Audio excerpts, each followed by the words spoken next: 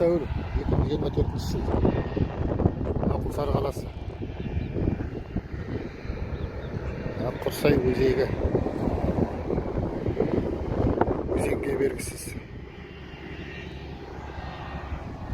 Құлсарының сыртындағы айналма жолдағы Құрсай өзегінің үстіне салынған көпір.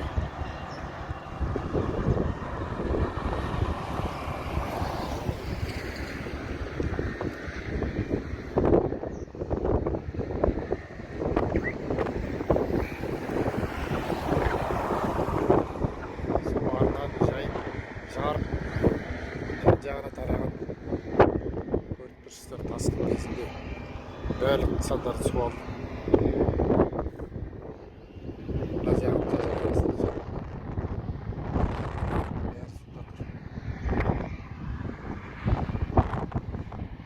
Құрсайдың арғы бетінде тұрған Достық ықшамауданы, ол да судың астында тұр.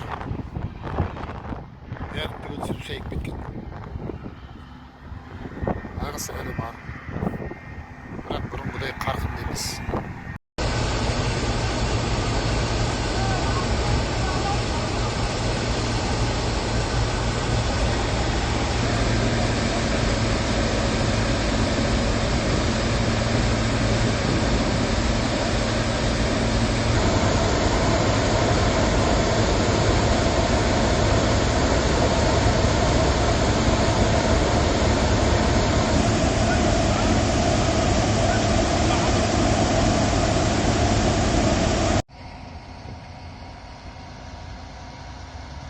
Ыстырған Сариев көшесі, Құлсарының сыртындағы айналма жол.